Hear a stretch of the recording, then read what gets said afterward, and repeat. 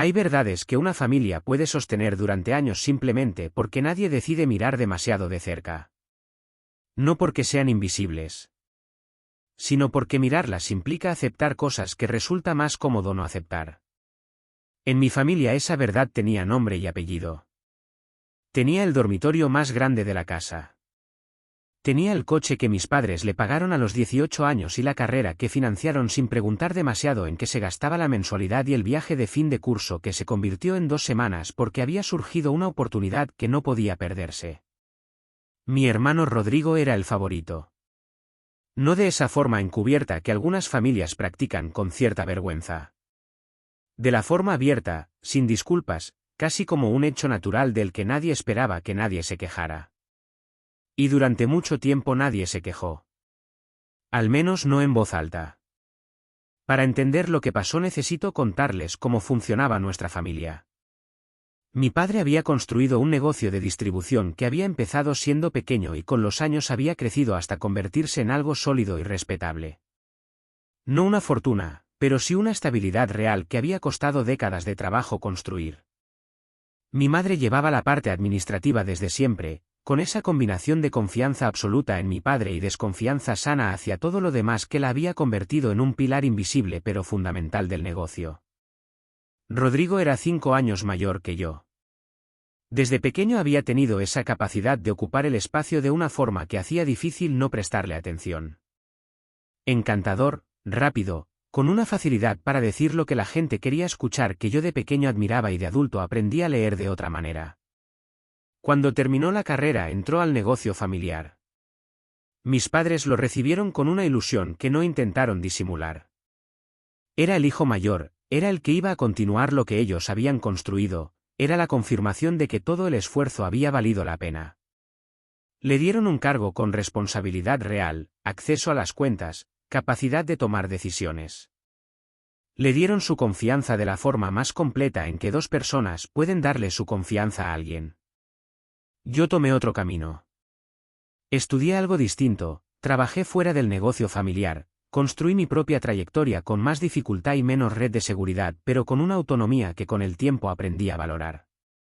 No porque me la hubieran negado exactamente, sino porque quedaba claro que el negocio era el proyecto de Rodrigo y yo era el otro hijo, el que había elegido lo suyo, el que estaba bien pero no era la continuación de nada. Las cenas de domingo eran un ejercicio de geometría emocional. Rodrigo contaba los avances del negocio, los nuevos clientes, las decisiones que había tomado. Mis padres escuchaban con esa atención que se reserva para las cosas que importan de verdad. Yo contaba lo mío y recibía respuestas amables y preguntas corteses y luego la conversación volvía a donde estaba antes. Aprendí a no tomármelo como algo personal. Era simplemente cómo funcionaban las cosas. Lo que no sabía era lo que estaba pasando debajo de esa superficie. La primera señal llegó de una forma tan pequeña que casi no la registré. Estaba en casa de mis padres un sábado ayudando a mi madre a organizar unos papeles, una de esas tareas domésticas que se acumulan y que ella posponía porque nunca había tiempo. Entre los papeles había facturas del negocio. Yo no era contable ni tenía formación específica en finanzas, pero tenía sentido común y llevaba años gestionando mis propias cuentas con cuidado. Algo en un par de facturas me llamó la atención. No sabría decir exactamente qué. Fue una sensación más que un análisis. Números que no terminaban de encajar con lo que la factura decía ser. Proveedores con nombres que sonaban genéricos. Fechas que no coincidían del todo con los periodos que describían. No dije nada en ese momento. Guardé esa sensación en algún lugar y seguí con los papeles. Pero la sensación no se fue. Durante las semanas siguientes, sin decírselo a nadie, empecé a prestar más atención cuando el tema del negocio salía en conversación. A los comentarios de mi padre sobre cómo iban las cosas. A las explicaciones de Rodrigo sobre decisiones que había tomado. A las pequeñas inconsistencias entre lo que se decía en las cenas y lo que yo había visto en esos papeles. Fue mi cuñada, la mujer de un amigo que trabajaba en auditoría, quien sin saberlo me dio el lenguaje para lo que estaba intuyendo. En una conversación que no tenía nada que ver con mi familia me explicó cómo funcionaban ciertos patrones de irregularidades en pequeñas empresas familiares. ¿Cómo se veían desde afuera? ¿Qué señales dejaban en la documentación? Mientras hablaba yo estaba pensando en las facturas del sábado.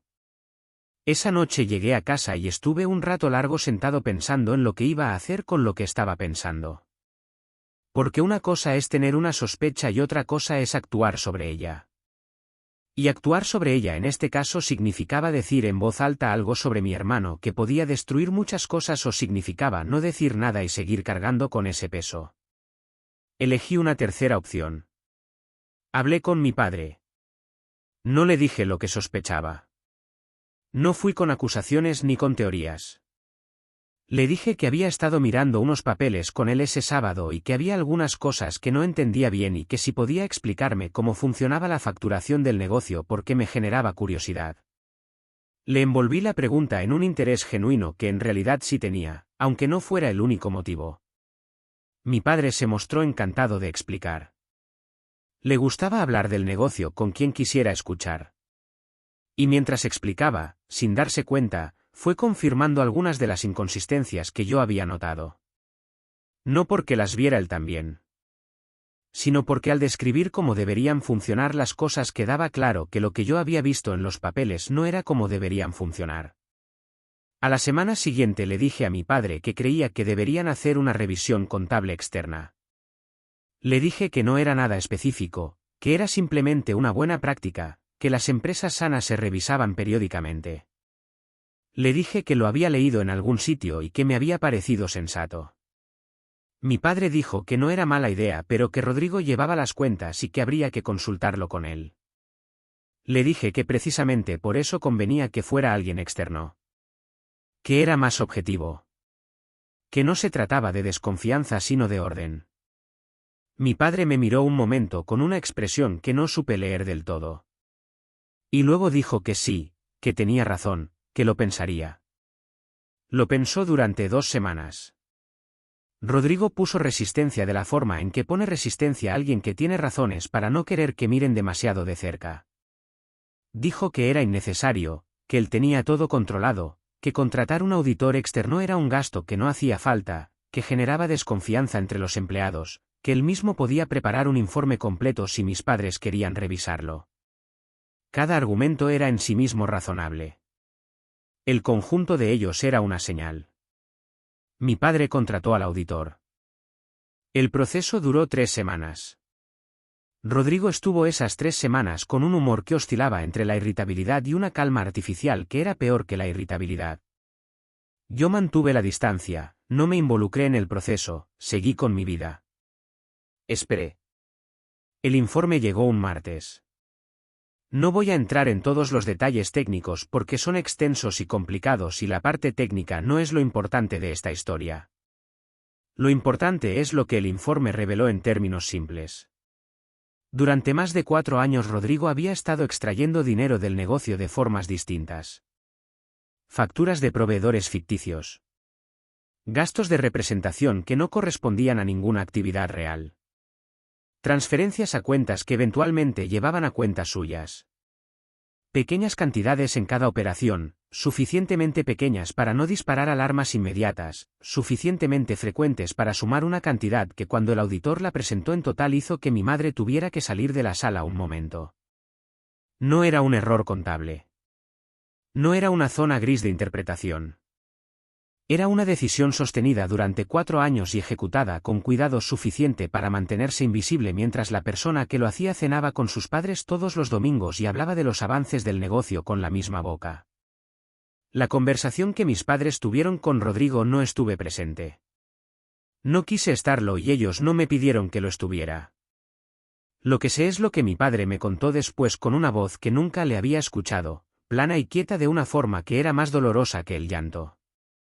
Rodrigo no lo negó cuando le pusieron el informe delante.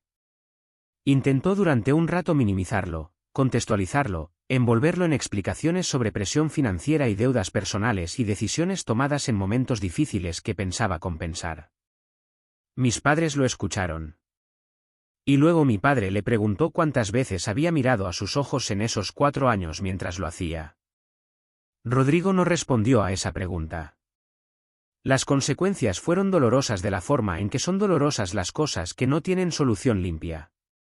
El dinero se recuperó parcialmente, no todo, a través de un acuerdo que mis padres prefirieron gestionar sin implicar a la justicia porque la idea de ver a su hijo en ese proceso era algo que no podían asumir. Rodrigo salió del negocio. La relación quedó en un estado que no era ruptura completa pero tampoco era lo que había sido, porque algunas cosas cambian de forma permanente cuando las ves desde el otro lado. Mi madre tardó tiempo en procesar no solo la traición sino el tiempo que había durado. 4 años. 4 años de domingos y conversaciones y confianza depositada en alguien que la estaba usando como cobertura mientras vaciaba lo que ella había ayudado a construir. Mi padre me preguntó un día, meses después, cómo había sabido que había que mirar. Le dije la verdad. Que no había sabido nada con certeza. Que había tenido una sensación a partir de unos papeles y había elegido no ignorarla. Me dijo que le alegraba que no la hubiera ignorado. Hay algo que aprendí de todo esto que no tiene que ver con contabilidad ni con auditorías ni con los mecanismos específicos de lo que pasó. Tiene que ver con el precio de mirar hacia otro lado.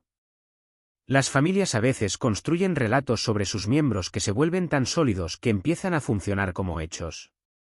El favorito es el favorito porque siempre lo ha sido y cuestionarlo implicaría revisar demasiadas cosas. El que nunca falla no falla porque nadie mira demasiado de cerca los momentos en que podría estar fallando. El que lleva el negocio lo lleva bien porque decir lo contrario significaría admitir que se confió demasiado y demasiado pronto. Esos relatos tienen un coste. A veces ese coste es emocional. A veces es más concreto. En mi familia fue las dos cosas. No me alegra lo que pasó. No hay satisfacción en haber tenido razón sobre algo así. Lo que hay es una tristeza particular, de las que no tienen prisa por irse, por todo lo que aquello reveló sobre años que creíamos conocer y que resultaron ser más complicados de lo que parecían desde afuera. Pero también hay algo más pequeño y más firme que esa tristeza. La certeza de que cuando algo no encaja vale la pena no ignorarlo. Aunque sea incómodo. Aunque implique preguntas que nadie quiere hacer. Aunque el relato establecido diga que todo está bien y tú seas el único que siente que algo no termina de cuadrar. A veces la persona que menos se espera es la que ve lo que todos los demás han decidido no ver. No porque sea más lista. Sino porque es la única que todavía se permite mirar. Eso es todo. Gracias por escucharme.